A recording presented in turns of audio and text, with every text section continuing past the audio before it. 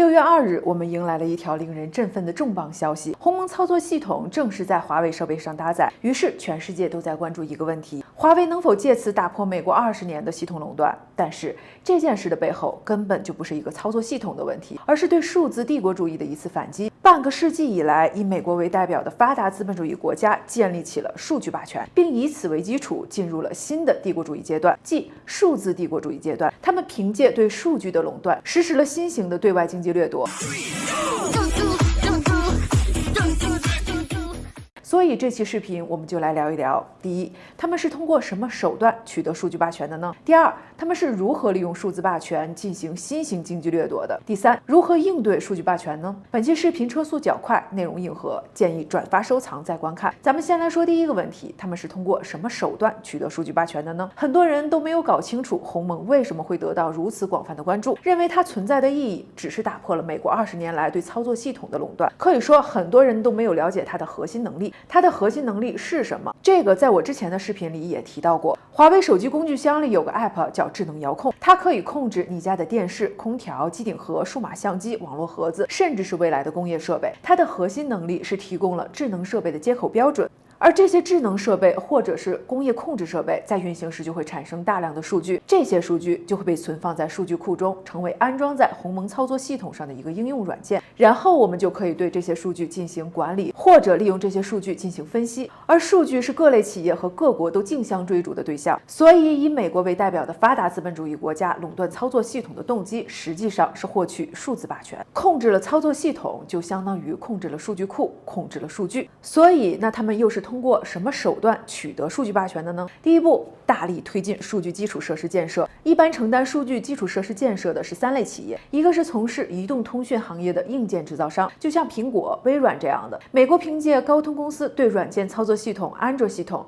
以及智能手机芯片的垄断技术，可以说是掌握着全球智能手机企业的命运。微软的操作系统那就更不用说了。第二个是互联网平台的运营者，比如脸书、谷歌、优步这些互联网巨头。3是专门从事数据业务的运营商，比如说甲骨文、埃克西姆等。我们可以看得出来，美国在数据基础设施领域培养出来的都是世界级的数字巨头。这些数字巨头在10几年间不断侵吞国际市场份额，操纵行业标准，形成了非常显著的垄断局面。截止2020年9月份的数据，全球市值前50的互联网公司，美国拥有33家，在电子商务、社交网络、娱乐、互联网金融等主要平台经济领域，美国的市场份额居于世界前2位，尤其是在海外市场方面，几乎覆盖了除中国以外的所有主要国家和地区。而在各大数据库排行榜单中，美国的甲骨文、Oracle、MySQL、MongoDB 等也是常年霸占前列，其强大的技术能力可见一斑。所以，对于像华为、字节跳动这样的企业，美国频繁动用政治、外交等手段帮助国内数字企业进行不正当竞争的根本原因，就是不想失去数据霸权。因为只有拥有数据霸权，美国的数字公司才可以堂而皇之的在世界范围内搜刮数据，并凭借垄断来保持远超于其他国家的数据优势。第二步，在解决完数据基础设施之后，就要想办法获取更加成熟的数据源头。2010年，苹果发布了具有跨时代意义的第4代智能手机。谷歌公司也对安卓系统进行了全方位的改进，智能手机市场开始崛起。手机从单纯的通向工具向集社交、工作、娱乐、交易等为一体的多功能智能设备转化。国际互联网普及率、移动用户数量以及网民上网时长开始迅速攀升，流向网络平台的数据的数量和数据种类不断增多，由此数据的量就实现了一个突破。与此同时，物联网的建设也随着传感器的广泛应用而大规模开展，智能家居、智能汽车、智慧物流等产品纷纷出现。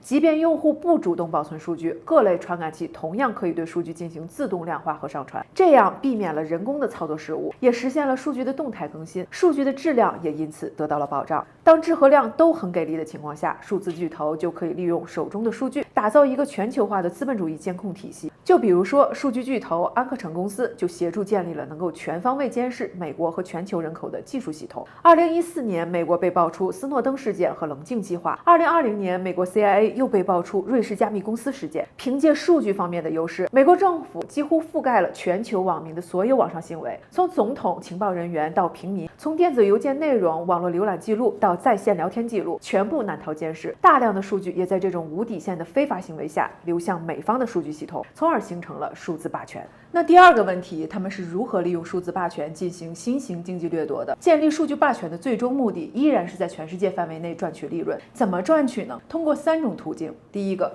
创新霸权。数据霸权可以帮助数字寡头获得几乎各个领域的尖端知识。数据是知识的重要来源，数据的集中会在一定程度上导致知识权利的集中。人们的智力成果、学术研究，或者是在日常生活中的创意和想法，都会有意识、无意识地上传到网络，使得数字寡头可以第一时间在各个领域都获得最为专业的知识内容，这便给予了数字寡头向多个领域渗透并进行技术创新的能力。而且数字寡头具有很强的业务拓展能力，会凭借数据优势在世界范围内不断吞并和收购初创的中小企业。以谷歌为例，谷歌最初只是一家专注搜索引擎的公司，但壮大后便收购了摩托罗拉、YouTube、BufferBox 等多家具有实力和创新理念的企业，业务范围也拓展到搜索引擎、操作系统、城市大脑、自动驾驶、谷歌学术、谷歌翻译、谷歌钱包、谷歌地图等大部分数字前沿技术领域。很少再能有初创企业挑战数字寡头的绝对统治地位。在数据霸权的协助下，美国的创新能力多年来一直居于世界领先地位。根据世界知识产权组织 WIPO 发布的世界知识产权指标2019，美国在专利申请量、商标申请量、外观设计申请量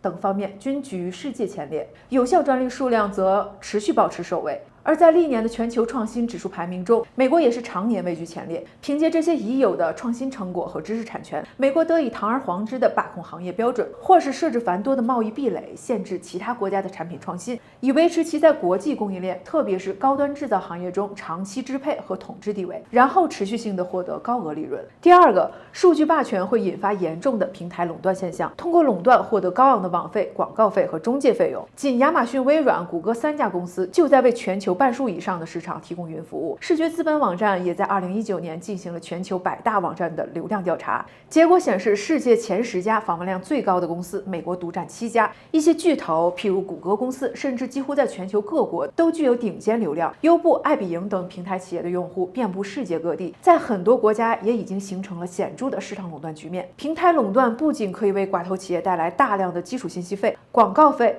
还导致了线上平台与线下企业在利润分配中的严重不对等。这种情况就类似于国内外卖平台的问题，垄断平台不需要任何物质产品的生产资料，就可以凭借数据在电子商务中获取高额的中间费用。亚马逊、优步、易贝支付，还有美国行使金融霸权的工具 SWIFT 系统等等，每年都会从巨额的流水中大量获利。第三个，数据霸权会为数字寡头提供针对市场和消费者的强大分析能力，可以制造或者刺激消费需求。就比如说淘宝的双11活动，人们的聊天记录、收藏记录、交易记录以及其他的日常行为都会受到数字公司的痕迹管理。通过对这些历史记录的整理和总结，可以概括出每个人的消费习惯、个人偏好、位置和性格等等。这些被收集起来的海量数据经过大规模的加工和计算，可以帮助数字企业了解消费者的特征，然后再将这些数据售卖给广告公司。一个典型的例子是谷歌与双击广告公司的联盟。谷歌精通将搜索活动与搜索者的兴趣相关联，双击公司擅长根据数据找到广告用户，两种方法的结合就可以把广告推送给最有成交希望的人，利用数据进行精确到人的广告。这种新型广告模式就叫做 feed 广告。玩抖音的应该都知道，抖音也在做这种 feed 流广告，所以他们就是透过这3种方式，利用数据霸权在全世界范围内赚取利润的。